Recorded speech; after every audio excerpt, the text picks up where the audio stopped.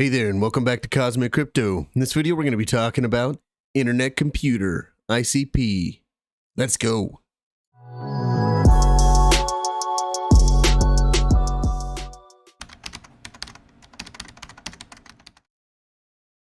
Okay, welcome back to the channel.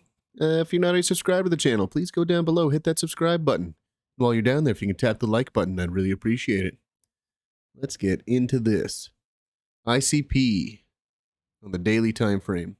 So what we talked about in the last video is ICP has been on this massive downtrend basically ever since its existence. We talked a little bit about some rumors that were going around about FTX and Alameda or whoever, somebody was suppressing or pushing down the price of ICP. I don't know how true those are, but if that's the case, if that is what actually happened, then there is a good chance for this to make a big comeback here now that those bad actors are out of here. But anyway, on the daily time frame, I kind of wanted to look at, so we've had this resistance line, and actually if we go to the weekly time frame, we've had the resistance line, but on the weekly time frame, we have this massive bullish divergence here where it's just been going up, while the price has been going down. And we just recently broke above. So on the weekly, you can see that we kind of got above it right here. Been hitting this resistance, hitting it, kind of got above it right here. And even on the weekly, we kind of got above it just barely. But let's go down to the daily and see what's going on there. Also on the weekly, we've got the green dot that formed or is forming. There's still 2 days, 16 hours left to go. But the green dot on the momentum is forming. And the last time we had a green dot on the momentum, we had a decent move to the upside. So that was right here. So we had a good 57% move after that green dot came. So we'll see what happens this time. Now, if we go down to the daily, though, one thing that I wanted to point out is in the last video, we were just breaking out right here.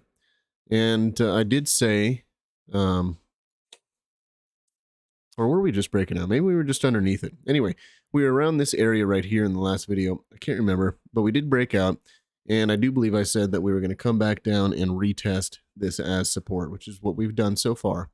And we did that back in this area right here. The problem was is we held it, but then FTX happened and the market crashed along with it. Or ICP crashed along with the market. And this time we've got some green candles coming off of this. So we had some red candles up here and then it fell. This time we got some green candles coming off. And it looks like we're holding support here. And on top of that, we're holding support above the 50 on the RSI down here. The only problem I kind of see here is the volume is pretty poor, but that could pick up here. So once we start to get some momentum to the upside, volume can slowly start to pick up there. But I do see one concerning thing on the daily time frame. We do have a red dot on the momentum here, just like we had over here. We had a red dot right around the same area too, which is when this thing fell through. So doesn't mean the end of this move, but it is just a little bit of concerning for the daily. So we do have the breakout, the retest. Just a little concerning about that red dot there, but that can turn into a green dot in a couple days. And we can continue on to the upside, no problem. Let's go down to the 4 hour here really quick. As you can see, we've found really good support here. Actually, I want to go to the 12 hour. So one other thing that I noticed was we can take a Fibonacci from this low right here to this high. You can see that we came down and we touched the 618 perfectly, and that also lined up perfectly with touching the 50 on the RSI, and now we're getting a move to the upside. So in order to keep this going, obviously we need to break above and create a new high here, but I'm hoping that we continue up, can create that new high, come back down, find some support, get another stair step to the upside, keep moving. And if we go back to the daily, no, we're already above the 50 and the 20, to the weekly, where it looks like the 20 EMA would probably be roughly our next spot. And that also lines up perfectly with all of this cluster of resistance right here. So we're looking at, actually we can draw a box on there. Somewhere right in this area right here and be heavy resistance between the 505 and the 581 area. So we need to pay attention to that. Having the price get some resistance there. Let's see. Yeah, somewhere. I mean, that's not the perfect line. We can adjust this a little bit. Probably about, yeah, just around $5 to $6, just roughly somewhere in there. I do want to kind of add. I want to add an EMA on here really quick. Let's see. Oh, I need to upgrade. Okay, let's get rid of one of these things here. So let's add an EMA on here because I want to look at one thing. I should have had this prepared before I started, but I want to look at the 200 EMA. So if you don't know how to do this, you can just go to indicators, type in what you're looking for. I'm looking for an EMA, and then you can, I'm going to change this just to white so I can see it. And then we can change in the inputs here. I want to put a 200 EMA on there. And so actually, okay, so there we go. So on the weekly, oops.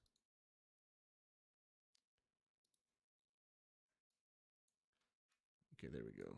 Let's see, on the daily. I want to find out where this 200 is. So on the daily, we're still pretty far from it. On the 12-hour, that's right in line with our resistance here. But on the 4-hour, okay, so that's what I wanted to see. So, I mean, that's good news. So we came back, we fell below the 200, but now we've found it as support, hopefully, and are going to continue moving to the upside. So basically, rule of thumb is if your price action is above the 200 EMA, that's bullish. And so for a while, I mean, for most of it, I mean, I guess right in here we got above it, but we're also below this resistance. So the only other time that we've gotten above the 200 was right here, and that's above this long-term resistance. And we can go back, I guess, right in here, still below the resistance mostly. Yep, all the way. So there's only been a couple of times that we've been able to break above the 200 EMA while we're on the outside of this resistance, this orange line. And that was just right here and now right here. The other time, the EMA was actually behind the resistance, so I don't want to count that one.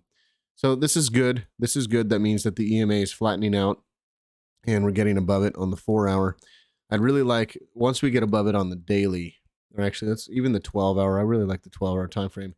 That puts us right into here. So actually the first line of resistance, in my opinion, would be right around that 200 EMA. So if we had a nice move, a nice bounce up here, I'm going to expect a lot of resistance in this area right here.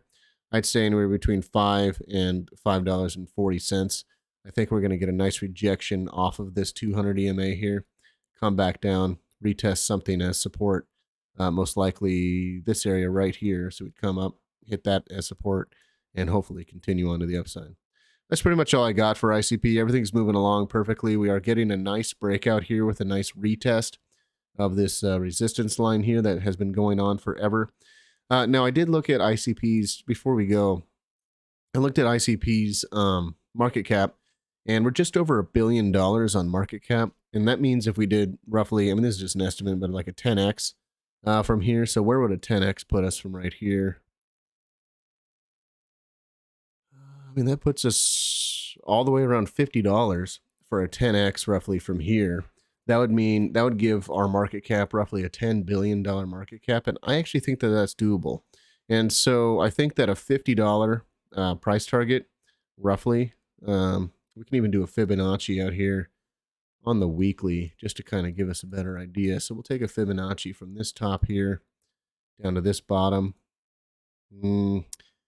I'd actually have to say 20. So if we're looking for a nice price target while we're in this bear market, I'd actually have to say probably around $18 to $25 would be my price target before we get a massive rejection. And the reason why I say that is because not only do we have the 0.5 Fibonacci, the 618 Fibonacci, but we also have the 50 EMA right here as well. And if we open this up, let's find out where the 100 EMA is.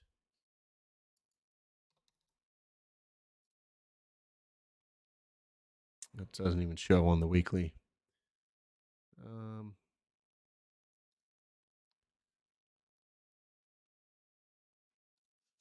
Okay, so let's put that back to the 50. So yeah, I mean, the 100 is going to be, in my opinion, roughly right around that 618.